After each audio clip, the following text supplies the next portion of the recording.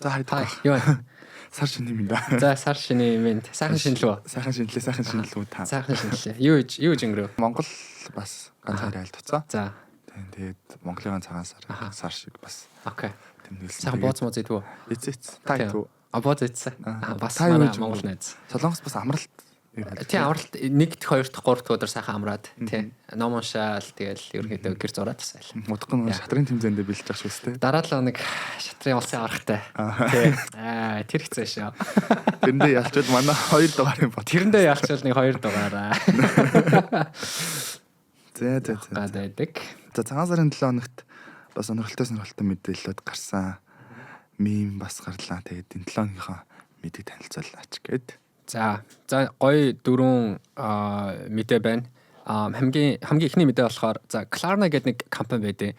Тэр болохоор тухайн үед Европын хамгийн өндөр үнэлгээтэй одоо хувийн компани байсан. Тэгээ тэр компанид гэсэн чинь саяхан нийт үнэлгээнийхээ 70% буюу 3.2-ыг ингээ алдчихлаа гэдэг. Тэр юу болвоо гэдгийг хоёлаа ярина.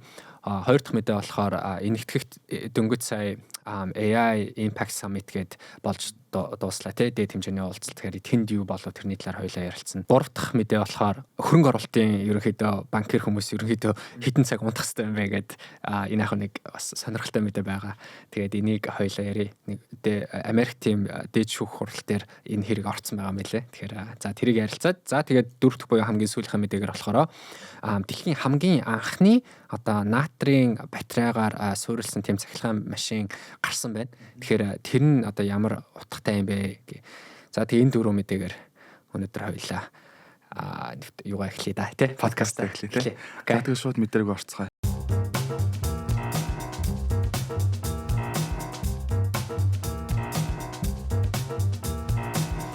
За хамгийн ихний мэдээ бол тантай их ойрхон. Ер нь энэ хоёр мэдээ таны сонгож авсан хоёр мэдээ бол тантай их ойрхон мэдээ байсан. Тэгээ Klarna гээд миний ойлгож байгаа бол финтек компани. Тэгээд энэ мэдээгээр шууд эхлэе. Ер нь хоёлаа энэ сэдвээ ер нь Klarna гэж хин юм бэ гэж шууд эхэлжээ. За Klarna гэж хин юм бэ? Klarna болохоор Шведийн компани 2005 онд байгуулагдсан. За тэгээд Klarna гэдэг компани нь болохоор нэг үндсэн айгүй том бүтээгдэхүүнтэй байдаг. Тэр бүтээгдэхүүн нь юу вэ гэхээр Buy Now Pay Later гэдэг. Тэгээ Buy Now Pay Later гэдэг нь болохоор монголоор орчуулах юм бол одоо аваад дараа төлөх юм уу тий? За Монголд бас иймэрхүү ижил одоо төрлийн бүтээгдэхүүн үйлчлэгээ үзүүлдэг компаниуд бол сүүлийн үед бол гараад ирсэн байгаа. Store page юм уу тий.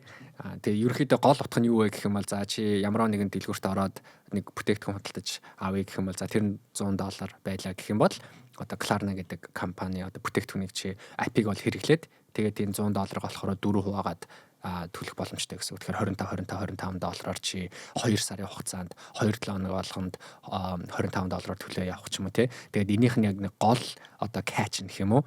Тэр нь болохоор хэрэглэгч өөрөө ямар ч одоо хүү төлдөггүй л гэсэн үг тий. Тэгэхээр 2 сарын дараа чи яг тэр $100-ийнхаа бүтээгдэхүүнийг яг $100-оор төлж одоо худалдаа авалт хийж байгаа гэсэн үг.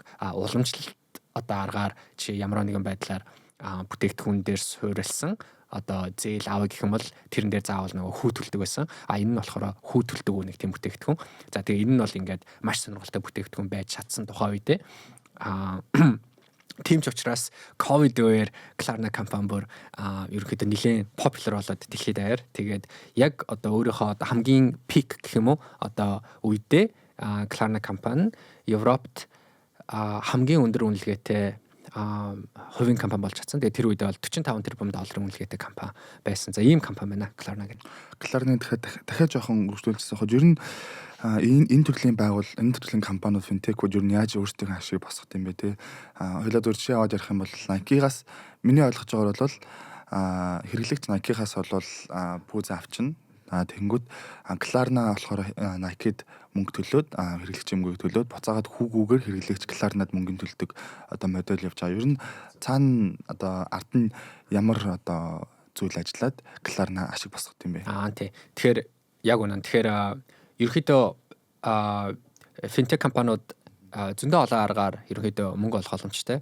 Гэхдээ яг одоо бол би зүгээр хоёр аргыг хэлье. Нэг нь болохоор эцсийн хэрэглэгчээс чи мөнгө авах боломжтой. Тэр нь бол одоо яг зээлийн бүтээгдэхүүн. Тэгээд нөгөө хүүгээр одоо эцсийн хэрэглэгчээс мөнгө авч болно те. Хоёр дахь нь болохоор merchant funded гэдэг байхгүй юу. Тэр нь болохоор чи одоо борлуулагчаас авч болно. Дэлгүүрээс мөнгө авч болно гэсэн үг те. Борлуулалтаас хувь аавна гэсэн үг. Тэгэхээр энэ бол одоо борлуулагчаас хувь авч байгаа гэсэн үг. Тэр нь юу гэсэн үг вэ гэхээр яг саяных шиг чи за Nike дэлгүүрээс чи $100 одоо гутал за пүүз авлаа те. Тэгэх юм бол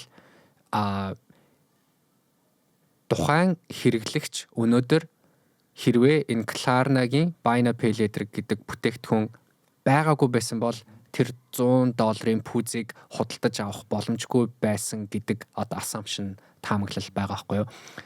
Тэгэхээр Nike-гийн чи борлуулалтыг өсгөж гинэ гэсэн үг. Тэгэхээр Nike-гийн борлуулалтыг чи өсгөж байгаа учраас чи Nike-гаас одоо commission тэ хувь авах одоо эрхтэй гэсэн үг байхгүй юу. Тэгэхээр Klarna болохоор ерөнхийдөө дунджаар нэг 6-аас 7% Nike-гаас одоо commission авч байгаа байхгүй юу. Тэгэхээр $100 одоо энэ яг жишээн дээр бол Klarna 6-аас $7 одоо ашиг авч байна гэсэн үг тий.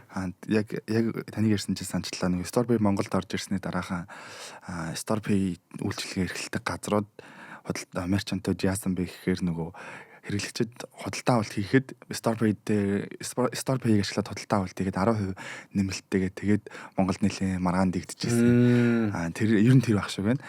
Тэгээд өргөжлүүлээд асуухад за 2015 оноос 2021 он хүртэл ерөнхийдөө ингээд Klarna бол чимээгүй байжсэн. Тэгээд 2021 онд яалтч ковидын үед бол ашиг орлого тэгээд дээрээс нь хэрэглэгчид түгж байгаа байдал бол нэлээд өндөрсөж ирсэн. Харин одоо яагаад 2026 онд 2025 онд хувьцааных нь ашиг энэ хүртэл ингээд буурчваа гэдэг дээр ярих юм бол за яагаад 70% унваа 70% яагаад унахыг эхлээд ярихаас өмнө яагаад 45 тэрбум доллар эхлээд хүрсэн бэ гэдгийг зүгээр хальт ярмаар байна. Тэгэхээр ковид үе яг үнэ чиний хэлсэн шиг ковид үеэр Klarna 45 тэрбум долларын үнэлгээтэй болсон. Тэр үед юу болсон бэ гэсэн чинь Klarna яагаад тийм амар popular болсон бэ те? Энэ дэр бол хитэн шалтгаан байгаа. Эхнийх нь болохоор ковид болсон чинь ерөнхийдөө бүх хүмүүс гэртээ хоригдсон. Тэгээд хийхэнгөө тэгээд тэр үед болохоор засгийн газрын бас нэг government subsidy гэдэргээл те тэтгэлэг дээр ороод ирсэн байсан. Тэгэхээр хүмүүс бол тодорхой хэмжээний бас нэг одоо зарцуулах мөнгөтэй байсан гэсэн үг юм те. Тэгэхээр онлайнаар ингээд зөндөө олон мерчантуудаар ингээд янз бүрийн худалдаа авалтад ерөөхдөө бол хийгээд эхэлсэн. За тэгээд тэр үед болохоор Klarna-гийн одоо app-аар дамжуулаад зөндөө олон Buy Now Pay Later-ийн ерөөхдөө худалдаа авалтууд бол хийсэн үе байсан нэгдүгээрт. Хоёрдугаарт болохоор яг түрүү хэлсэн шиг Nike-гийн $100 одоо худалдаа авалт эцсийн хэрэглэгч хийхэд Klarna болохоор Nike руу шууд $100 одоо эхлээд өгч байгаа байхгүй юу? T0 дээр тий. Тэгээд дараа нь 2 сарын хугацаанд одоо хэрэглэгчээс болохоор $25 2 сарын хугацаанд тэр мөнгөө буцааж авч байгааз тэгэхээр тэр 2 сарын хугацаанд болохоор тэр $100 болохоор Klarna өөрийнхөө одоо данснаас гаргах хэрэгтэй байгаа. Өөрийнхөө одоо pocket-ноос тэгэхээр тэр мөнгийг босгох хэрэгтэй байдаг байхгүй юу? Тэгэхээр тэр чи одоо хэдэн сая доллар босгох хэрэгтэй байдیں۔ Тэр мөнгийг босгохын тулд одоо зээлээр босгоно гэсэн үг.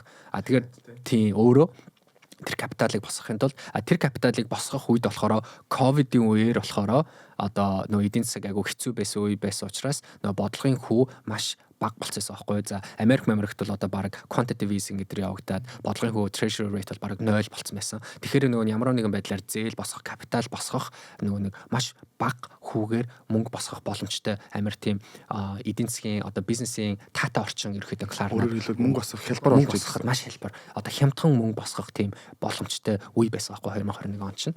Хоёрдугаар шалтгаан. Гурав дахь шалтгаан болохоор тухайн үед бол яг юм Klarna шиг ижил төстэй одоо Buy Now Pay Later-ийн одоо үйлчилгээ үзүүлдэг компаниуд баг байгаагүй. Нэгэсэндээ өрсөлдөгч баг байгаагүй тийм байсан байхгүй юу? Тийм учраас нөгөө мерчантууд дээр очиад манай Klarna чинь би ийм одоо үйлчилгээ үзүүлж байна гэд мерчантаас 6-аас 7% одоо commission шимтгэл авах бас боломж нь бүрдсэн байсан. Тэгэхээр энэ шалтгаануудаас болоод Klarna чинь айгүй ерөөдөө өндөр одоо амжилттай явсан гэх юм уу? За тэгсэн чинь 4 жилийн дараа буюу 2025 боллоо, 2026 он боллоо. Юу болсон бэ гэсэн чинь цаг цагаараа байдаггүй болсон. Нэгдүгээрт юу болсон бэ? Нөгөө ковид чинь туслаа. Эдийн засаг буцаа сайжрлаа. Засгийн газар тий одоо централ банк, төв банкуд эднэр өөрсдөө бодлогын хувийг буцаагаад өсгөцсөн. 4-5% болсон. Одоо буцаад жоохон багасаад байгаа тий. Тэгэн гут нөгөө Klarna гэдэг компани чинь мөнгө босгоход хамаагүй өндөр зардалтай болоод эхэлсэн. Нэг талдаа тэнгууд зардал нь өсөд эхэллээ. Нэгдүгээрт. Хоёрдугаарт болохоор өмнө нь ямар ч одоо ижил төстэй бүтээгдэхүүнүүд байхгүйсэн гэсэн чинь одоо баг хүн болгон нөгөө including a grandma гэдэг шиг баг имиж хүртэл buy now pay later үйлчлэгээд заяа. Банкуд commercial банкуд те арилжааны банкуд бүгд buy now pay laterтэй өнөөдөр. За digital wallet-д хүртэл Apple wallet, Google wallet, Samsung wallet сая хэдэн сарын өмнө өөрсдийнхөө buy now pay later-ыг бас гаргасан те. За PayPal хүртэл buy now pay later, хүн болгон buy now pay laterтэй. Өнөөдөр бол ингээд тэнгууд хүн болгон buy now pay laterтэй болонгууд merchant-чууд шин өнөөдөр зөндөө олон сонголттой болоод эхэлж байгаа байхгүй юу? Сонголттой байна гэхээр заавал би өнөөдөр Klarna-г нэгдүгээр сонгох хэрэгтэй юу? Хоёрдугаарт би заавалчгүй 6-7% өнөөдөр төлөх шаардлагатай юу? Ингээд ерөөхдөө болоод эхэлж байгаа. Гуравдугаарт бас нэг сонирхолтой юм болохоор энэ buy now pay later чинь өөрөө эцсийн хэрэглэгчээс ерөөсөө хүү авахгүй байгааз тэнгууд эн чинь яг зээл юм уу үгүй мүү гэдэг чинь өөрөө сони асуулт болоод байгаа байхгүй юу? Энийг баг нөгөө юуны цаорхоо гэдэг үлээ. Хуулийн цаорхоо шиг юм болоод байсан байхгүй юу? Гэхдээ чи үнэндээ тэр Nike гэдэг $100 гутлыг худалдаж авах боломжгүй байсан биз дээ. Тэгэхээр чи Klarna-гаас ер нь бол $100 бол зээлж л байгаа байхгүй юу? Хүүгүүл болохоос ш эн чинь зээлийн бүтээгдэхүүн тий. Тэгэхээр регуляторууд өнөөдөр энийг зээл гэж хараад эхэлсэн байхгүй юу? Тэнгууд зээлийн категори руу оруулаад ирэнгууд эн чинь зөндөө олон restriction-ууд хязгаарлалтууд үүсэж эхэлнэ. Тэнгууд бас энэ Klarna-гийн хийж байгаа үйл ажиллагаанууд ерөөхдөө бас илүү одоо хянагдуулах юм уу тий болоод эхэлж байгаа байхгүй юу? За ийм зүйлүүдээс болоод ерөөхдөө Klarna мөнгө алдаад эхэлсэн. Тэгээд бас эдийн засаг яг өнөөдөр бол бас тэмч хүчтэй биш байгаа. Хоёул бол ингээд зөндөө олон дугаар дээр ингээд хичнээн олон мянган хүмүүс одоо ингээд ажлын байраа алдчихин тий. Зарим нь хэмэл оюун ухаан, зарим нь болохоор ковидын үед болохоор хүмүүс зөндөө олон одоо компаниуд зөндөө олон нөгөө хүмүүсийг ажилдаа авсан чинь одоо нөгөө over hire хийцэн байна гэж буцаагаад гаргах ч юм уу тий. Ерөнхийдөө эдийн засаг болж байгаа хэцүү байгаа. Тэгсэн чинь яасан бэ гэсэн чинь одоо яг энэ buy now pay later зөндөө олон худалдаа авалт хийсэн хүмүүсийн буцан одоо нөхөн төлөлт гэдэг үлээ тий. Монголоор нөхөн төлөлт хийх хувь нь багасаад байгаа. Тэгсэн чинь сая энэ 2026 оны нөгөө annual report буюу 2025 оныхоо репортыг манай Klarna гаргасан чинь тэрэн дээр $250 сая алдагдал гарсан байна. Тэр нь болохоор $250 сая хэмжээтэй хүмүүс одоо тэр зээлээ төлөх тэр зээл байсан байгаа байхгүй юу тий. Тэгэхээр тэр зээлээ төлж чадахгүй ингээд болоод эхэлсэн чинь хөрөнгө оруулагчид өнөөдөр за энэ бол нэлээд хэцүүдлээ гэд Klarna сая 30% алдсан. Гэхдээ IPO-ыг хийснээс хойш цагийг ингээ харах юм бол нийт үнэлгээнийхээ 70% алдсан байна. Өнөөдөр ерөөсө $5 тэрбум үнэлгээтэй компани болсон байна 45-аас. За сүүлийн асуулт ер нь финтек салбарт ажиллаж байгаа хүний хувьд оюун өнцгөөс би танаас асууя. Энэ чиглэлийн бүтээгдэхүүн ер нь зөв Klarna-гаар тогтохгүй ер нь энэ чиглэлийн бүтээгдэхүүнүүд одоогоор ер нь хэр амжилттай явж байгаа вэ те. За эсрэгээр нь Klarna харин одоо энэ өрсөлдөөнд ер нь survive хийж чадах юм болов гэдэг дээр ярих юм бол миний бодлоор маш хэцүү. Зөвхөн buy now pay later үйлчилгээ үзүүлдэг компани гэж Klarna хамгийн анх гарч ирээд амар тийм differentiate бид нар бол ингээд уламжлалт банкудаас шал өөр тий ийм гоё одоо Gen Z-рүү ингээд одоо илүү харсан амар тийм сонирхолтой бүтээгдэхүүн гаргасан бол өмнө. Тэгтээ бусад өрсөлдөгчид бүгд өнөөдөр энэ buy now pay later бүтээгдэхүүнийг гаргаад ирсэн чинь Klarna одоо өөрийнхөө тэр нөгөө differentiation factor-ыг ерөөхдөө бол алдчихж байгаа байхгүй юу. Тэгэхээр buy now pay later гэдэг чинь ерөөсөө зүгээр нэг feature л юм байна тий. Энэ бол нэг тийм яг энэгээр ингээ бүр бүхэл бүтэн одоо ингээ компани хийгээд зөвхөн яг энэгээрээ ингээ амжилттай явахд бол маш хэцүү юм байна гэдгийг нь бол ингээ хүмүүс ерөнхийдөө хараад эхэллээ нэгдүгээрт. Хоёрдугаарт buy now pay later гэдэг чинь өөрөө бас яг тийм одоо хүчтэй амжилттай яг бүтээгдэхүүн муу юм уу гэдэг дээр бол бас хүмүүс ингээ эргэлзээд эхэллээ. Би дөнгөж сая 3-4 шалтгаан сая дурдсан те яагаад buy now pay later чинь өнөөдөр ерөнхийдөө ашиггүй байх боломжтой юм бэ гэд хоёрдугаарт. Гуравдугаарт тийм тэрийг ч гэсэн Klarna өөрөө ерөөхдөө ойлгоод эхэлсэн. Тэгээд Klarna одоо move away гэхээс илүүтэйгээр buy now pay later бол манай компани зөвхөн нэг хэсэг юм байна. Бид нар өөр одоо салбар руу бүтээгдэхүүнүүд рүү ерөөхдөө бол тэлэх хэрэгтэй байна, орох хэрэгтэй байна гэдгийг бол ухаарад эхэлсэн. За тийм ч учраас сүүлийн 2 жил бол тийшээ нэлээд одоо фокус бол хийж байгаа. Тэрнийх нь нэг нь болохоор Klarna гэдэг одоо buy now pay later гэдэг бүтээгдэхүүн зөвхөн одоо онлайны одоо яг merchant дээр гарч ирж байгаа нэг option те нэг одоо хэсэг гэхээс илүүтэйгээр Klarna өөрийнхөө экосистемыг үүсгэж байгаа. Klarna одоо өөрийн гэсэн вебсайттай чи тэгэхээр өнөөдөр Nike руу очиж яг Nike-гийн merchant website руу ороод тэндээс чи пүүз худалдан авалт хийхийн оронд чи өнөөдөр зүгээр Klarna-гийн одоо loyal customer гэдэг утгаараа Klarna-гийн website руу ороод тэгээ Klarna дотор чи discover хийж болно. Ингээ зүгээр нөгөө reel ингээ нөгөө нэг swipe ингээ хийгээ явж исэн чинь чи Nike-гийн нэг гой пүүз харлаа гэж бодсон штэ Klarna-гаас. Тэгээд чи тэндээс тэр дотроос чи Nike-гийн пүүз худалдаж авах юм бол чи Klarna Nike-гаас илүү өндөр шимтгэл авах боломжтой байхгүй юу? Тэгэхээр яг өөрийнхөө нэг тийм marketplace ecosystem-ийг жишээ нь Klarna л үүсгэж байгаа. Гэхдээ үнэхээр зөвхөн buy now pay later яг feature хийдэг компани өөрөө ecosystem-ийг өнөөдөр үүсгэж чадах уу? Одоо Amazon байна, eBay байна, тийм том marketplace-д өнөөдөр байхад өнөөдөр Klarna тэднэртээ өрсөлдөж чадах уу? Миний бодлоор хэцүү. Нэгдүгээрт. Хоёрдугаар талаараа Klarna за buy now pay later гэдэг чинь өөрөө хэцүү бүтээгдэхүүн байна. Тэгвэл арай өөр одоо зээлийн жинхэнэ одоо уламжлалт бүтээгдэхүүн рүү зээл рүү оръё гэж одоо орж байгаа байхгүй юу. Тэгэхээр нөгөө Klarna-гийн buy now pay later чинь зөвхөн 2 сарын богино хугацаатай тэгээ хүүгүү зээл байгаа штэ. Урт хугацааны хүүтэй зээл рүү Klarna ороод ирсэн. Тэгсэн чинь тэнд guess what happened? Зөндөө олон өрсөлдөгч байгаа тий. Нөгөө арилжааны банк ч одоо Apple, Google, Samsung гэдэг бүх тэн дээр одоо өрсөлдөж байгаа байхгүй юу. Тэгэхээр угаасаа тийм том өрсөлдөөнтэй салбар руу ороод ирэхээр Klarna тэрнтэй өрсөлдөх өнөөдөр капитал нь байна уу? I don't know мэдэхгүй тий. Гэхдээ Klarna өнөөдөр 120 сая хэрэглэгчтэй active usersтэй тий. 16 сая одоо банк яг банкны хэрэглэгч шиг бас бий болгосон байна. За тэгээд 1 сая орчим одоо merchant-ийн одоо бас экосистемийг үүсгэсэн байна. Тэгэхээр яг хуу Klarna-д бол бас ингээд сайн зүйлүүд бас зөндөө байна тий. Тэгэхээр яг ирээдүйд Klarna гэдэг компани өнөөдөр үнэхээр buy now pay later-ээс ингээд move away хийгээд энэ экосистемийг бий болгоод тэгээд энэ өөр одоо зээлүүдийнх нь бүтээгдэхүүн үнэхээр одоо чадвартай болно уу гэвэл бас магадгүй. Гэхдээ хөрөнгө оруулагчид бол тэгж харж чадахгүй байна. Одоохондоо бол. За тэгээ ирээдүйд юу болох арай те. Экосистемүүд дээр миний хувьд ч гэсэн Nike-гийн сайтнаас илүү Klarna-гийн сайт руу орж пүүз авна гэдэг бол нэг тийм амар зөв шийдэл бол биш юм шиг санагдаж байна. Хэрэглэгчид ингээд өдөр тутамдаа ашигладаг болох хэвчээ нь хөгжүүлээ ч гэсэндээ тийм л юм шиг санагдаж байна. Тэгэхээр чи Klarna-гийн вебсайт дээр маш их одоо rewards те маш их одоо rewards гэдэг үлээ монголоор урамшуул эднэр ингээд ашигтай л байх. Тийм чамд нэлээд ашигтай л байх хэрэгтэй байхгүй юу? Чи Nike-гийн вебсайт руу орж тэр пүүзийг авах юм эсвэл одоо купон ч юм уу Amazon орохын оронд чи өнөөдөр Klarna руу яаж тэр хүнийг татах вэ те? Гэтэ хүнийг татна гэдэг чинь ерөнхийдөө тэнд урамшуул явагдаж байх хэрэгтэй. Тэнд тэр урамшууллыг бий болгохын тулд Klarna мөнгө алдах хэрэгтэй. Тэгэхээр дахиад нөгөө мөнгө алдаад эхэлж байгаа байхгүй юу? Тэгэхээр хизээ мөнгө алдахаа зогсох вэ? Amazon одоо чинь хэдэн жил мөнгө алдсан бэ? Тэгж байгаа одоо ашигтай болсон бай тээ. Тэгэхээр Klarna-гийн хувьд хэдэн жил өнөөдөр мөнгө алдах хэрэгтэй вэ? Өнөөдөр 2025 онд 250 сая доллар алдчихлаа. Тэгэхээр бас тэр бас айгүй том асуудал байгаа тээ. Хоёр дахь мэдээ болохоор за энэгтгэгд AI-гийн том Impact Summit болж өндөрлөлөө. Зөндөө олон томчууд л очсон байна. Тэнд юу болов? За тэгэхээр өнгөрсөн 7 хоног одоо өнөөдөр хамгийн сүүлийн өдөр нь байх хэвээр 21-нд 2 сарын 16-наас 2 сарын 21 хүртэл 5 хоногийн турш ер нь хэмэл оюун ухааны талаар ярилцсан уулзалт болж өнгөрсөн. Тэгээд мэдээж 40 гаруй төрлийн өндөрлөлттэй улсын одоо төлөөллүүд 100 гаруй компани удирдагчид очсон.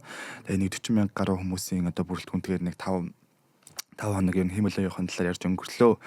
Тэгээд энэ сэдв яагаад ингэж амар хүчтэй болсон бэ гэхээр нэгдүгээрт нөгөө юун дээр нэг keynote дээр Dario хоёр, Alban хоёр гар бариагүй. Тэгээ энэ нэлээд интернетийг шугуулших боллоо. Тэгээ тэр уулзалтаар ер нь ярьсан. Тэгээ энэ уулзалтаар гэх юм бол ер нь хэмэл оюун ухааны хуулингийн өмнө ярьж байсан regulation тэгээ дээрэс нь мэдээж ер нь хэмэл оюун ухааны дэд бүтцийг хаашаа чиглүүлэх вэ гэдэг энтгийн онцлогуудын талаар дурдлаа. Тэгээ хэмэл оюун ухааны нийгэм болон эдийн засаг нөлөөлөх үзүүлэх юунуудын талаар бол нөлөөллүүдийн талаар дурлаа. Тэгээ мэдээж 100 гаруй тэрбум долларын хөрөнгө оруулалт хийгдсэн гэж одоогор урьдчилан хамгаалж ах шиг байна. Мөн дээрээс нь нэгдсэн үндэсний байгууллагын зөвөөс хэмэл оюун ухаанд хандах одоо чиг баримт зохицуултыг нэмэгдүүлэхийн үндсэн дээр бол 3 тэрбум долларын хөрөнгө оруулалттай AI фандыг бас байгуулахаа зарласан тийм онцлогтой юу болж өнгөрлөө. За тэгэхээр чи түрүү хэлсэн зөндөө олон том одоо технологийн лидерүүд тэн дээр бас очсон байсан тий. За зарим нь бол гараа барьсан, зарим нь гараа бариагүй. Яг тэгээд тэднийг чи ингээд сонсоод үзэхэд keynote speech-үүд байсан. Тэгэхээр тэн дээр хамгийн сонирхолтой скол одоо хамгийн бас тий хүртээмжтэй инсайтууд гэвэл за keynote-с өмнө ер нь нэг онцлог зүйлсүүдийн бас нэг хальт урдэ гэж бодлоо. Энэ дээр нэг томоохон зүйл гарч ирж байгаа. Нийтгүү улсын хувьд бол 1.4 тэрбум хүн амтай улс. Тэгээд энэ дээр нэг онцлмоор санагдсан зүйл нь бол нийтг улс энэ уулзалтаар дамжуулан дэлхийн хамгийн том хэмэл оюун ухааны ер нь нийгмийн одоо хэмэл оюун ухаанаар удирдах тийм сошиал сүлжээг бий болгоно буюу төрийн байгууллагууд хэмэл оюун ухааныг удирдах хүмүүсийн дата мэдээллийг бол хэмэл оюун ухаанаар зохицуулна гэдэг нэг санаачлагыг гаргасан. Тэгэн дээр бол мэдээж эрүүл мэнд, боловсрол, agriculture буюу хөдөө аж ахуй тэгээд дээрэс нь public services гэдэг энэ чиглэлд бол төрийн оролцоотойгоор хэмэл оюун ухааны хөгжүүлж одоо эхлэнэ гэдэг зүйлийг бол зарласан нь дэлхийн одоо хамгийн томоохон болоод байгаа асуудлуудыг төрийн оролцоотойгоор шийдэх бас нэг их түлхэц боллоо гэж хүмүүс л харж ирсэн. За тэгээд мэдээж бол Microsoft те энтгийн энтгийн томоохон технологийн компаниуд бол энэ дээр өөрсдийнхөө хөрөнгө оруулалтыг бол нэмэгдүүлнэ гэдгийг бол зарласан. Тэгээ энэ нь бол мэдээж интернетээр хагаад үзэх юм бол томоохон дүнтэй бол хөрөнгө оруулалт хийгдсэн байгаа. За тэгээд Sam Altman-ы хувьд ер нь Sam Altman дээрэс нь Dario тэгээд Microsoft-ийн зүгээс бол маш томоохон keynote-уудыг бол гарч илээ. Тэгээд онцлмоор байсан зүйл нь бол Sam Altman-ы хувьд бол ярдггүй байсан зүйлсээс нь онцлох юм бол ер нь хэмэл оюун ухааны хөгжил чинь Silicon Valley-д биш дараагийн хөгжил нь бол хамгийн одоо дэлхийн томоохон хүн ам ихтэй улс орнуудад бол өрнөө буюу энүүгээрээ дамжуулж юу гэж хэлхийг хүссэн бэ гэх юм бол хүн ам ихтэй орнуудад бол дата мэдээлэл бол их өрнөө тэн дээр бол тооцоол хийхэд бол хамгийн одоо бүтээмжтэй буюу хамгийн өгөгдөл сайтай хамгийн үнэн дата бол боловсруулах боломжтой гэсэн үндсэн санааг бол keynote дээр дурдчихсан. Тэгээ Google-ийн CEO бол энэ дээр бас нэг keynote-ээр дамжуулж юуг дурдж ирсэн бэ гэхээр бол хэмэл оюун ухааны хамгийн том нөлөө бол одоо технологи эсвэл бидний яриад байгаа энэ томоохон одоо өндөр чадамжтай технологиудад биш ээ. Хамгийн гол нь хэмэл оюун ухааны өөрчлөлт нь бол хүний бүтээмж дээр гарна буюу энэ дээр таны өмнө ярьж ирсэн бас нөгөө хэмэл оюун ухаанаас шалтгаалсан хүний бүтээмж ажлын байрны бас аюуг нөхцөл байдлыг бол дуржиж бас ярьж илээ.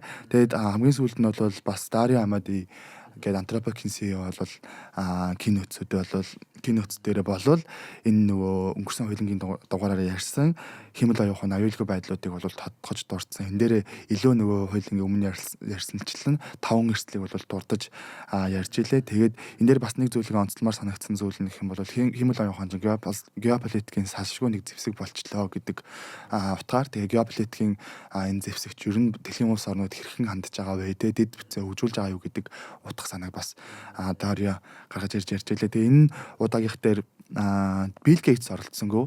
Өмнө нь бол нэр 100 гаруй хүмүүсийн нэрэн дотор бол Bill Gates бол байсан. Тэгээд дэлхийн улс орнуудын хэвлэл мэдээллүүд гэсэн Bill Gates-ээр яагаад оруулаагүй гэдгийг бас онцолж ярьж байсан. Тэгээ энэ нөгөө Epstein-ийн хэрэгтэй холбоотойгоор Bill Gates-ийг оролцсонгүй гэсэн тайлбарыг бас өгч илээ. За тэгэхээр тий ерөнхийдөө бол яагаад энэгдэх вэ гэхээр чи түрүүн ерөөдөө шалтгаанууд нь бол том зургаар нь бол ярьчлаа тий. Угаасаа олон үнэтэй. Олон хүн гэдэг чинь тэн дээрс зөндөө олон дата байна. Тэн дээр зөндөө олон дата байна гэдэг чинь that's where like одоо хэмэл оюун ухаан угаасаа хамгийн их оролцох боломжтой. За тэгээ тэн дээр ингээ хүмүүсийн бүтээмжүүдийг сайжруулна тий. Өөр ямар бас сонирхолтой онцлог зүйлүүд байна. Яг яагаад энэгдэх вэ гэдэг дээр тэгээд бас зүгээр хараад үзэхээр хоёулаа яг хоо Америк хятадын талаарх ер нь хэмэл оюун ухааны хөгжлийг бол бас тэгээ хоорондынх нь бас өрсөлдөөнийг бол нэлээд ярьдаг тий. Гэхдээ энэгдэхийн талаар бас нэг ерөнхийдөө бол өмнө нь бол нэг дуртаагүй юм байна. Тэгэхээр чиний бодлоор бас одоо энэгдэхийн хэмэл оюун ухааны одоо хөгжил дэвшил тэдний direction тий. Тэдний ер нь хаана байна зүг чиг. Яг энэгдэх зохион байгуулагдсан боловч яг дэлхийн өмнөд хэсгийн бас хэмэл оюун ухааны одоо томоохон үйлсэл боллоо. Тэгээд энэтхэгч гэсэн өөртөө хэмэл оюун ухааны 2 дахь дата том төв болно гэдгээ бас зарлж илээ. Тэгээд болох уугүй юу харцгаая. Тэгээд зүгээр яах вэ энэтхэг гэд бодоод үзэх юм бол мэдээж таны хуулингийн саяны ярилцж байгаагаар хэмэл оюун ухааны дата төв одоо ингээд хэмэл оюун ухааны сургахад хүн ам ихтэй гэд ярьж байгаа боловч хэмэл оюун ухаанаар энэтхэг бол бас 3 дахь том төв байх боломжтой улсуудын нэг Дээрээс нь нэмээд сая энэ саммитаар бол энэтхэгтэй залгаан оршдог улсууд нийлээд Америк болон Хятадын бас стратегийн юуг бол хүчийг бууруулах хүчийг одоо тэнцэтгэх үүднээс бол өөрсдийн AI committee буюу холбоог бас байгуулж ах шиг байна. Тэгээ бодоод үзэх юм бол дэлхийн одоо хэмэл оюун ухааны өнөөгийн байдлыг ингээд хараад үзэх юм бол хэмэл оюун ухаан дээр хуулийн өмнө ярьсанчлан Хятад одоо Америк зэрэг улсууд дата, компьютер, талент, маркет зэрэгээр бол ингээд хоорондоо ингээд өрсөлдөө явдаг. Тэгээ энэ дээр энэтхэг юугаараа дутуу байгаа гэхээр талантуудын хувьд хараад үзэх юм бол хэмэл оюун ухааны инженерүүд болон одоо Америкийн томоохон тех компаниудын одоо ихэнх өнөр баг энтгэс гаралтай инженерүүд энтгэс гаралтай гэхээр талантын хувьд бол энтгийг бол асуудалгүй болоод ирж байгаа. Маркетинг хувьд бол мэдээж хуулингийн хүний нөөц 1.7 1.4 тэрбум одоо маркетаар бол тэргүүлээд эхэлж байгаа. Тэгээ энэ дээр ганцхан одоо энтгийн томоохон асуудал бол компьютер буюу хэмэл оюун ухааны тооцоолол дээр ер нь одоо Америк болон Хятадыг бол гүйцэж чаддгүй юм байна. Тэгээд энэ ч утгаараа одоо юу яаж ах шиг байна. Одоо энтгийн ерөнхий сайд төрийн оролцоотоор хэмэл оюуны дэд бүтцийг хөгжүүлнэ, өгдөлт суурилсан хэмэл оюуны ухааныг бий болгоно гэд ийшээгээ илүү мөнгө хайна гэдгийг бол зарлж байгаа шиг байна. Ингээ үзэх юм бол дэлхийн хамгийн том одоо хэмэл оюуны баг ингээ зах зээл гэж нэрлэгдэж болохоор энтэг улсын хувьд бол бас дараагийн том дата төв болох бол chance бол байгаа юм байна гэдгийг бол илэрхийлээд байгаа шиг байна. Солонгос ч 3-т орно гэдсэн чи одоо бас тий. Энэтхэг Солонгос гэж зөндөө олон орнуудаас өрсөн. Ер нь бол тийм 3 дахь зах зээл дээр бол 3 дахь тий орнуудын хувьд бол нэлээд том өрсөлдөх болж байгаа шүү. Гэхдээ яг нөгөө салбар нь л өөр байх шиг байна л да. Хоёулангийн өмнө ярьсанчлан нөгөө гинжээ хэлхөөний хаана хэн орж ирэх вэ гэдгээр өрсөлдөж байгаа шүү байна. Тийм ээ тий. Окей. За. За дараагийн мэдээ бол бас жоохон фан мэдээ байсан. Тэгээд нөгөө сайд жоохон сайд тий. Нэг шүүх хуралдаан болсон. Тэгээд энэ юу н ямар одоо шүүх хуралдаан болчих. Гэхдээ энэ яг бодтой яг хийгдэж байгаа одоо тий шүүх хуралдаан юм уу? Эсвэл бол зүгээр тийм үг хэллэг ашиглаад байна уу гэдгээс бодлоо. За энэ Financial Times дээр гарсан байсан нийтлэл. Тэгээд энийг хараад миний хуучин амьдрал санаанд ороод тэгээд за ямарсан энэ мэдээг унших хэрэгтэй байна гэж бодоод тэг өнөөдөр хүргэж байна. За юу болсон бэ гэхээр Америкт одоогоор яг шүүхтэр байгаа энэ хэрэг бодит шүү. Тий. За тэгэхээр юу болсон бэ гэсэн чинь энэ Centerview Partners гэдэг Нью-Йоркт байгаа хөрөнгө оруулалтын банк байхгүй юу? Тэгээд энэ банк бол яг л өөр одоо хөрөнгө оруулалтын банкуд шиг ерөөхдөө маш олон цаг ажилчтай ажиллаулдаг банкуудын бол нэг. За тэгээд энэ дээр болохоор Shiber юм уу мэдгүй нэрийг буруу хэлж магадгүй гээд ажилтан Dartmouth-ыг одоо Ivy League төгссөн энэ охин байгаа. Тэгээд энэ охин энэ компанид ажиллаж байхдаа нэлээд хэцүү төсөл дээр орсон юм билэ. Тэгээд тэр төсөл нь болохоор айгүй том цахилгааны нэг компани байдаг, энергийн компани Duke Energy гэдэг.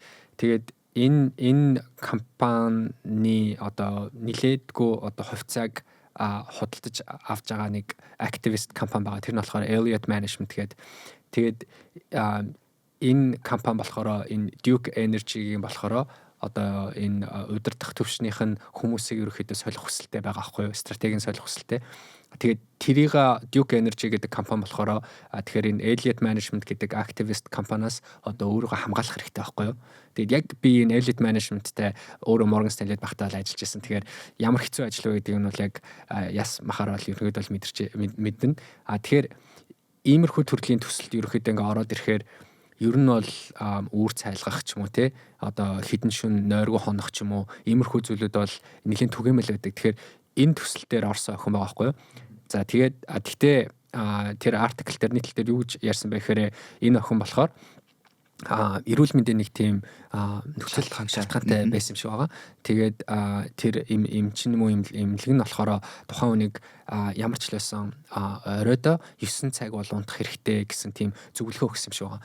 Тэгээд манай хүн болохоор тухайн компанийнхаа хүний нөөц болон өөрийнхөө багт болохоор энэ шалтгаанаа уламжлаад ямар ч л байсан би 12 цаг хүртэл ажилланаа. Одоо өөрийн 12 цаг хүртэл те шөнийн 12 цаг хүртэл бол би ажиллаад тэгтээ шөнийн 12-оос дараачийн өглөөний 9 цаг хүртэл те энэ 9 цагт бол намайг одоо 50 орхиоч би 9 цагийнхаа одоо нойрыг бол авах хэрэгтэй гэсэн чинь зөвшөөрсөн байгаа. Уг нь даанч хэд хоногийн дараа манай хүн халагдсан байсан. За тэгээд энэ охин Center View гэдэг partners одоо энэ компани эсрэг одоо шүүхтгсэн гэсэн үг. Энэ компанийг шүүхтгсэн шалтгаан нь болохоор discrimination одоо буюу ялгарлан гадуурхалт энэ дээр суурилж шүүхтгсэн. Одоо тэгээд энэ хэрэг шүүхтээр явж байгаа юм байна. Би гайхаад байгаа байхгүй юу? Ажлын цаг ер нь 9-6 тий дэлхийн айлч авс орно. Тэгтээ яг мэдээж захиурын хөндийн Америкийн хөрөнгө оруулалтын банк, Америкийн хөрөнгө оруулалтын санд ажиллаж байгаа хүмүүс ямар их одоо ажилдаа байдгүйг мэднэ. Тэгээд энэмгэрч зөндөө олон кино хийгдсэн байдаг тий. Тэгээ 12 цаг хүртэл ажиллаж гин гэдэг. Тэгээд надад зүгээр нэг сонирхолтой асуулт төрж байгаа нь тэгвэл та яг хэрэг унтдаг байсан тий. Дэлхийн хөрөнгө оруулалтын банкнд томоохон банкнд ажилладаг байсан тий. Маш олон зүйлсийг хийдэг байсан хүн ер нь хэдэн цаг унтдаг байсан. Тэгээд 12 цаг хүртэл ажил нь нормал үзэгдэл ингээд болтлоо их ажилдаг гэсэн үг юм уу? Ер нь бол хөрөнгө оруулалтын банкнд ажиллаж байгаа хүмүүс дунджаар 100 цаг ажиллаж байгаа. Тэгэхээр 100 цаг 7 хоногт. Тэгэхээр 7 хоногт дунджаар 100 цаг ажиллана гэдэг чинь за чи өглөө 9-өөс ажилдаа ирээд оройн 12 хүртэл ажиллах юм бол 15 цаг гэсэн үг тий. Тэгэхээр 15-ыг 5-аар үржүүлдэ 75 гэсэн үг. Тэгэхээр чи өдөр болгон 9-өөс өөрийн 12 хүртэл ажиллаад шөнийн 12 хүртэл ажиллаад 75 тэгээд дахиад хагасаа бүтцэнд 25 цаг ажиллана гэсэн үг. Ерөнхийдөө энэ бол маш энгийн үзэгдэл. Тэгээд зарим 7 хоног болохоор илүү удаан ажилладаг. 100-аас хамаагүй дээшээ 100 дунджлахын тулд чи нэлээд олон 7 хоног бас 120 морь ерөөхдөө ажиллаж байгаа байхгүй юу. Тэгэхээр тэр үед нь ямар үе аяг вэ гэхээр яг иймэрхүү төрлийн төсөл орж ирдэг байхгүй. Тэгэхээр би Morgan Stanley-д Нью-Йоркт ажиллаж байхад Alcoa гэдэг Америкийн 1 номерын одоо алюминиум үйлдвэрлэдэг компани байсан байхгүй юу. Тэгээ алюминиум энэ компани болохоор 2 төрлийн дотроо болохоор нэг юм 2 төрлийн бүтээгдэхүүнтэй байсан гэж ойлгочих. Тэгсэн чинь энэ Elliott гэдэг энэ компани болохоор Alcoa гэдэг компани 10%-ийг шууд худалдаж авангуудаа энэ чинь нөгөө нэг хувьцат компани штэ 10% худалдаж авангуудаа дээд board management одоо leadership дээр те шууд энэ 2 бүтээгдэхүүнээ болохоор 2 компани болгож салгах хэрэгтэй гэж одоо шахаж байгаа байхгүй юу. Тэгээд Alcoa гэдэг компани болохоор Morgan Stanley-г хөлслөө гэх юм уу хайр хийгээд тэгээд энэ Elliott Management гэдэг компани эсрэг одоо хамгаалтын одоо зөвлөгөө өгөө гэд Alcoa гэдэг компани болохоор энэ 2 бүтээгдэхүүнээ нэг компани доор хамт байлгамаар байна гэсэн хүсэлтэй. Elliott Management гэдэг компани болохоор энэ 2 бүтээгдэхүүнийг салгаад 2 компани болгож хуваах хүсэлтэй. Ийм 2 байр суурьтай байгаа байхгүй юу. За тэгэл ороод ирэнгууд Elliott Management болохоор ерөөсөө 7 хоног болгон ч биш заяа. Зүгээр 2-3 хоногийн дотор ингээл 100 хуудастай мангар том одоо репортууд ингээл publicly гаргаал тий. Тэгэн гут манай баг болохоор нэг 5-6 хүнтэй л баг байхгүй юу энэ төсөл дээр одоо өөр би бас зөндөө 4-5 өөр төсөлтөр байгаа. Тэгэхээр энэ төслийн би Elliott-аас гаргаж байгаа тэр одоо эхлээд материал 200-300 хуудастай материалуудыг би эхлээд бүгдийг нь уншин бүх тооцоолуудыг ойлгон тий. Тэгээд тэрнийхээ дараа болохоор тэрний эсрэг одоо би репортыг анализуудыг бэлтгээд тэгээд одоо буцаад гаргаж ирнэ. Тэгэхээр энэ зүйлүүдийг хийн гэдэг чинь өөрөө ерөөсөө хэдхэн хоногийн л одоо маш хурдан хөдлөх ёстой асуудал болоод тэгээд Alcoa гэдэг компани нь болохоор манай Morgan Stanley-гийн энэ багийг болохоор хэдэн сая доллараар хөсөлж байгаа байхгүй юу? Ерөөсөн 1 сарын хугацаанд ч юм уу тий. Тэгээд тэр 1 сарын хугацаанд ер нь бол унтахад маш хэцүү. Ер нь л өдөр болгон л баг өөрийн 4-5 хүртэл ажиллаж байгаа байхгүй юу? Тэгээ буцаад 7-8-аас. Тэгэл буцаал одоо 8-9 цагт буцаад ажил дээрээ байж хэвчээ тий. Тэгэхээр нэг 2-3 цаг баг унтаал эсвэл баг гэрлүүгээ хараал усанд ороод буцаад орж мордог. Тиймэрхүү үед бол миний үед бол зөндөө гарч исэн. Тэгэхээр яг энэ үед би өнөөдөр багтаа уушлаарай 12 цагт би одоо би харьлаа унтлаа гэх ер нь бол би бол хизээч тэгж чадаагүй тий. Тасаа ярьж штэ яг энэ үед багтаа ингэж хэлж чадахгүй гэд тий. Яг ингээ ойлгож ин те ийм олон ачаалттай ажиллаж байгаа. Гэтэ яг ер нь та яг энэ хоёр одоо шүүхийн талд компанийн талд байгаа мó эсвэл бол шүүхрийн мэдээлэл гаргасан энэ одоо ажилтны талд байгаа мó те энэ хоёрын зөрүү ойлголтын зөрүү хэр их байгаа юм бэ те. Ер нь хэнийх нь зөв гэж та одоо өөрийнхөө өнцгөөс бодож байгаа вэ?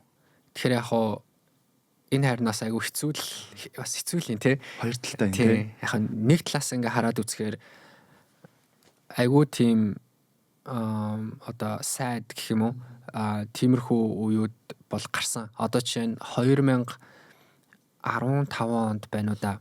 Намайг яг Morgan Stanley-д орохоос жилийн өмнө нөлөө Лондонд Bank of America Merrill Lynch гээд Лондонгийн хөрөнгө оруулалтын банкны салбарт ажиллаж исэн залуу яг иймэрхүү байдлаар хит олон цаг ажиллаад биеийн дийлээгөө нас орж байгаа байхгүй жишээ нь.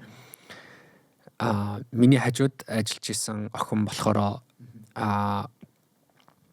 бас айгүй олон цаг ажиллаад тэгээд яг миний нүдэн дээр ухаалтаж унж исэн. Тэгээд юу эмнэлгийн тэрэг ирээд чинь аав авчихс те.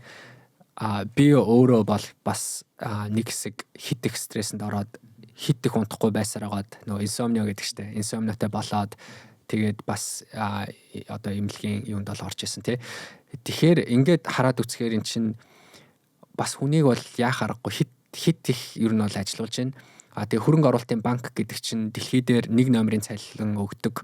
Тэгээд уг нь бол тэгээд чи өнөөдөр ажилласаа халагдах юм бол чиний ард хэдэн 10 мянган хүн чиний байрыг ингээ эзлэх гээд байж байгаа team одоо workforce одоо хөдөлмөрийн ханг ингээд хүлээгээд байж байна. Ийм нөхцөл зүй тогтол нэгэнт бий болоод маш олон жил яг энэ капиталистик ийм харьцаагаар явцсан учраас хөрөнгө оруулалтын банкнд ажиллаж байгаа хүмүүс ч гэсэн тэрийг ингээд нормал байдлаар ер нь хүлээгээд авцсан тий. Тэгтээ ингээд иймэрхүү хідэн хэрэгүүд ингээд сайд газрууд гараад ирэнгут бас тодорхой хэмжээгээр push back ингээд гараад ирж байгаа байхгүй юу. Тэгээд нэг өөрчлөлт орсон. Тэр өөрчлөлт нь болохоор хагас өдөр ажиллахгүй байя гэд. Тэгээд тэгтээ нэг л компанид гэсэн. Morgan Stanley бол хизээч тэгээгүй. Одоо хагас өдөр бас ажилладаг. Хагас өдрөнд угаасаа байнга ажиллана шүү дээ. Тэнд амралтын өдөр гэж байхгүй хөрөнгө оруулалтын банкнд. Тэгээд Bank of America Merrill Lynch болохоор за боли хүн өгчлээ.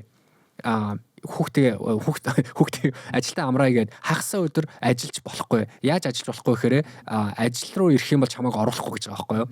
Тэгсэн чинь яасан бэ гэсэн чинь хүмүүс 100 цаг ажиллаалсан. Тэгсэн чинь нөгөө нэгтгэхээс 5 дахь өдөр болон бүтэнсэн өдөр хүмүүс баг унтахгүй болоод ирсэн байхгүй юу.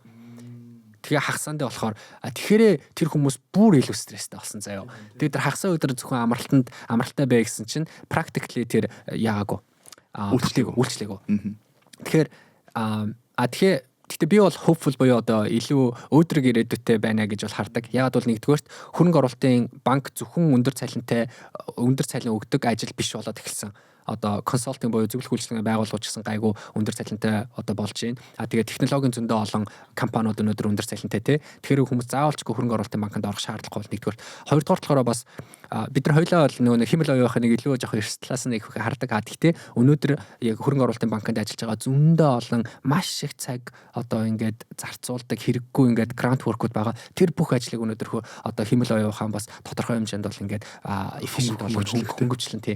Тэгэхээр ирээдүйд одоо хүмүүс 80 цаг ажилладаг болоосаа тий. Яг хүмүүс нэг 40 цаг л ажилладаг л та. Гэхдээ хөрөнгө оруулалтын банкнд 80 цаг ажиллана гэдэг бол wow тий what a life. Тэгээд 8-9 цаг ингээд унтдаг болоосаа л гэж хүсэж байна тий. За баярлалаа. Тэгээд ялч хөрөнгө оруулалтын банк гэдэг таны ажлыг ярьсан чинь таны нүд шууд ингээд нүд харах болоо шүү дээ. Хамгийн сүүлийн мэдээ явцгаах уу? Тэгээд за дэлхийн хамгийн анхны натрийн батарейгаар суурилсан цахилгаан машин хийгдлээ. Энэ юу болов? Тэгэхээр өнгөрсөн 7 хоногт бол цахилгаан машины сонирхчдын хувьд нэлээд анхаарлыг бас татсан сэдв бол ялч үе найсан. Тэгэхдээ Чанган гэдэг машины одоо үйлдвэр Nevo A06 гэдэг загварын машиныг бол танилцуулсан. Энэ нь юугаар онцлог вэ гэхээр цахилгаан машинууд бол ихэнхдээ литиум батарей буюу литий суурьтай батарейгаар хийгддэг. Энэ Чанганы машин бол содиум буюу натрий суурьтай машин одоо батарейгаар хийгдснээр онцлогтой. Тэгээ энэ загварын хувьд гэх юм бол 45 кВт цагийн ер нь багтаамжтай. Та энэ нэг цэнэглэл дээр 400 орчим км одоо явах боломжтойгоор бүтээгдсэн.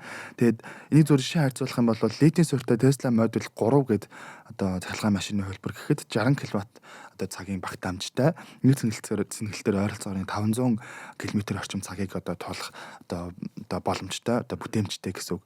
Тэг ингээд бодоод үзэх юм бол дөнгөж анхны энэ одоо загвар бол 400 км-ийг туулж ийн гэдэг бол нэлээд том амжилт болж гарч ирсэн. Энэ шударгаараа бас дэлхийн нийтийн анхаарлыг бол илүү татгаллаа. Гэхдээ яг хөө мэдээж одоо 2023 21 гэдэг өнгөрсөн онуудад бол литис одоо содиум буюу натрийн суурьтай цахилгаан машинууд одоо туршилтууд бол хийгдчихсэн. Гол нь яагаад энэ нээлттэй нөлөө онцлог болчихоо гэхээр массыг үйлдвэрлэл буюу олон нийт ашиглах боломжтой, олон тоогоор үйлдвэрлэх боломжтойгоор бас онцлог болж гарч ирлээ. За би бол энэ талаар бараг юу ч мэдэхгүй. Гэхдээ хоёулангийн хамгийн анхны дугаар бол яг энэ цахилгаан машин дээр суурилсан байсан. Тэгэхээр яг бас тодорхой хэмжээний мэдлэгтэй одоо бол болцсон байна. Гэхдээ литиум дээр суурилсан, натр дээр суурилсан гэж байна те. Ерөнхийдөө энэ хоёрын чи яг нэг ялгааг сайн ярьлаа. Гэхдээ өөр ерөнхийдөө ямар ялгаанууд байна? Тийм. Би бас сайн одоо яг нөгөө шинжлэх ухааны нарийн онол том биелэл мэдгүй. Гэхдээ зүгээр ингээд өөрийнхөө ойлгосноор бас ярих хичээе. Тэгэхээр одоогийн цахилгааны одоо цахилгаан машинууд бол илүү литий суурьтай буюу литий суурь дотроо дахиад ингээд задартай юм байна. Ер нь 1990 оноос хойш эхлээд энэ цахилгаан литий суурьтай цахилгаан батарейны юу бол одоо загвар болвол хөгжүүлэгдэж ирсэн. Тэгээ энэ дээр болохоор NMC, NCA, тэгээ LFP гэдэг батарейнууд бол илүү одоо литий суурьтай батарейнд ашиглагддаг. Одоогоор бол илүү NMC, NCA гэдэг батарейнууд бол илүү урт цай туулдаг, өндөр чадлын стандарттай буюу одоогийн байдлаар одоо нөгөө EV машинууд те зах зээл дээр илүү 50-аас 55% бол эзэлж байгаа юм байна. Энд нь ямар модулууд орж ийн гэхээр Tesla тэгээд бусад одоо Европын хятад болон Европын ингээд загварууд орж байгаа юм байна. Тэгээ ойролцоогоор 500 км туулдаг. Тэгээд энэ нь илүү урт цай туулахад юу яасан зориулагдсан. Гэхдээ бас сул талууд байгаа. Нэгдүгээр тал литиум батарей, литий ч өөрөө газрын ховор элемент учраас нийлүүлэлтийн хувьд бараг одоо машины одоо цахилгаан машины бараг үнийн 70% өөрөө ингээд ганцхан батарей эзэлж байгаа байхгүй. Тэгэхээр нэгдүгээр маш үнэтэй, хоёрдугаар түүхий тавар, гуравдугаарт бол хит одоо халалт буюу энэ нэг одоо Монгол шиг одоо эрсдэл суур амьсгалтай хүйтэн газруудад бол цахилгаан машины одоо бүтээмжийн чадвар бол 30-аас 40% ундаг. За тэгээ энд бас зориулсан одоо литий суурьтай одоо за NMC-гээ болио те гээд дахиад нэг загварыг гаргаж үзсэн нь бол LFP гэдэг энэ нь илүү хямд одоо аюулгүй дээрээс нь массын зах зээлд массын стандартад бол нийцсэн. Гэхдээ энэ нь бол уг нь бол хятад энэ чиглэлийн машин LFP батарейтай машин бол илүү ашиглалт өндөртэй байсан. Бараг 80% нь ашиглаж байсан. Гэхдээ стил юугаа бол нөхөж чадаагүй одоо зах зээлийн одоо хүлээлтийг бол өөрөөр хэлэх юм бол энэ нөгөө цаг агарын онцгой бүсүүдэд бол ажиллахгүй байна. Дээрээс нь урт буюу NMC шиг одоо урт цайг бол туулахгүй байна. Дээрээс нь хямд ч гэсэндээ хямд аюул багтай ч гэсэндээ төдийлөн бас ашиглалтын хувьд бол сайн биш байна гэдэг үнэлгээг бол тавьжсэн. Тэгээд яг эдгээр одоо орон зайг нөхөхийн тулд натрий буюу содиум суурьтай батарейг бол илүү гаргаж ирж байна. Тэгээ содиум суурьтай батарейны нэг хоёр онцлог байх шиг байгаа. Миний зүгээр харснаар содиум чи өөрөө хор металл гэхээс илүү хүнд металл. Одоо тэнгүүд одоо эрсдэл суур амьсгал буюу энэ хүйтэн орон зайд одоо явах те удаан хугацаагаар явах бол асуудлыг шийдчихэж байгаа. Тэгээ энэ Чанганы бас гаргасан нэг одоо энэ A06 гэдэг загварын машин илүү 41 градусд бас ингээд одоо урт хугацааныг явж исэн, ажиллаж исэн. Тэгээ температур багтаа байхад ч гэсэндээ явж исэн.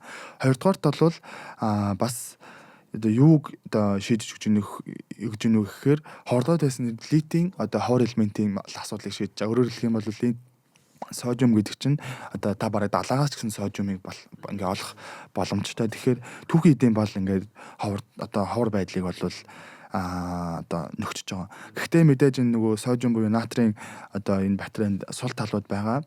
Энэ нь болохоор химийн бүтцтэй холбоотой сул талууд байд юм байна л да. Тэр нь юу вэ гэхээр админ литий суурьтай батарей бол илүү хөнгөн. Гэхдээ химийн натрих болохоор химийн одоо шин чанараас үүдээд бол батарейнууд илүү бага багтаамжтай одоо бага цэнэглэлтээр их хугацааг туулж чадахгүй гэсэн үг. Тэгэхээр дээрэс нь илүү хүнд байд юм байна энэ натрийн батарей бол. Тэгээд иймэрхүү сул талдаагаас үүдээд өндөр зэрэглэлийн болон хол зайд туулдаг машинууд бол энэ натрийн батарейг бол хэрэглэх нь одоо тэмч тохиромжтой биш ээ гэдэг үндсэн одоо сул талыг бол гаргаж ирж илээ. За баярлалаа. Ерөнхийдөө бас агүй сонирхолтой байна. Lithium based, natr based хоёуланд нь ерөнхийдөө одоо сайн талч байна, сул талч байна те. Гэхдээ ингээд зүгээр том зургаар ингээ хараад үзэх юм бол энэ нь яг юу гэсэн үг юм бэ? Одоо ингээд өөр төрлийн өөр материалаар илүү олдоцтой тий ийм материалн дээр суурилсан одоо цахилгаан машины батарей гараад ирж байгаа юм байна шүү дээ тий. Тэгэхээр энэ нь одоо геополитикийн хувьд ерөнхийдөө эсвэл одоо цахилгаан машины ирээдүйн хувьд тий ямар ерөнхийдөө одоо implication байна вэ тий. Яг нь миний зүгээр ингээ харж байгаагаар 1 2 ингээ зүгээр дүгнэлт байгаа даа. Нэгдүгээрт бол газрын хавар элемент гэд яригдсан дээр бол бараг цахилгаан машины одоо энэ батарейн ховрол одоо түүхийн эдээр бол хятад дангаараа бараг 70-80% одоо энэ литигээр бол эзэлдэг. Дэлхийн цахилгаан машинуудын одоо энэ гинжийлэхэнд байгаа түүхийн эдийг бол бараг 70% ганцаараа хангадаг гэсэн үг тэгт. Тэгээ бодоод үзэх юм бол ховор элементээс үүдээд натрий бол ховор элемент биш. Натрийг ингээд хүн болгон одоо компаниуд дэлхийн улс орн болгон ингээд ашиглах боломжтой ингээд хараад үзэх юм бол цахилгаан машины энэ түүхийдээс хамааралтай байдал бол харьцангуй хятадаас хамааралтай байдал бол бууж ирж байгаа. Гэхдээ стил чанган бол хятадын үйлдвэр. Тэгээд бодоод үзэх юм бол содиум батарейг хятад ингээ үйлдвэрлэж байгаа гэхээр одоо зөв үйлдвэрлэлийн хувьд бол хятадаас хараат байдал бол нэг тийм бас буурсан байдал бол харагдахгүй байгаа. Гэхдээ бас одоо энэ цахилгаан машины бас мэрэгчлэтнүүд юу гэж үзэж байгаа гэхээр яг хөө цахилгаан машины логикийг бол цахилгаан машины салбарын логикийг бол жоох эргүүлж байна те. Энэ нь юуг хараад байна гэхээр сахны хүсэл яг хөө ингээд натрий бол литийг ингээд орлох хэмжээний дэвшилт юм а гэж харж исэн бол хоёулынг нь бас зэрэг ашиглаж болох юм байна гэсэн үндсэн санааг дэвшүүлж ийн гэдэг нь литийг бол илүү урт зай те одоо урт замыг туулахад бол ашиглаж болж байна. Харин эсвэргээрээ натрийг бол илүү хямд богино зайд мөн дээрээс нь өндөр одоо хүчин чадлаар бол ашиглах боломжтой. Хувьд хэрэглээ нь өөр байж болох юм тий. Тийм тэгээд бас гэтээ миний бодлоор бол энэ хэрвээ хөгжиж одоо илүү ингээд дэвшилтэд технологи нь ингээд үнэхээр ингээд сайн хөгжөдөд ирэх юм бол бас цахилгаан машины яг ингээд үндсэн хэрэглээ нь бол бас босоод зах зээлтэй харьцуулахад нэмэгдэж болох юм байна гэсэн одоо дүгнэлтэнд бол хүрч байгаа миний хувьд бол Монголд аль нь илүү зүгээр бол чиний бодлоор Монголд натр бейсэд гэж гарч ирээд байлээ. Монголд ер нь яагаад гэхэд гэх юм бол Монгол өвөлдөө нэг 37 градус хүрчаа. Тэгэхээр цахилгаан машин хятадын цахилгаан машинууд буюу одоо литий суурьтай цахилгаан машинууд чинь ер нь нэгтэй хөдөө гадаа явхад ч юм уу жоохон тохиромжгүй байгаа. Тэгэхээр энэ асуудлыг натрийг шийдэх бах тий. За окей. Хоёлаа ингээд тэгвэл энэ төрөд өндөрлөхөө. За тэгээд баярлалаа. Тэгээ манайх бас комментлтэйгээрээ илүү цахилгаан машин бас судалдаг. EV маркет мэддэг хүмүүс ч гэсэндээ энэ чиглэлийн мэдээлэлтэй байх юм бол доор гэж ирээ. За тэгээд манай үзэгчдээс олон цаг ажилладаг хүмүүс байх юм бол өөрсдөө түүхийг хуваалцаарай.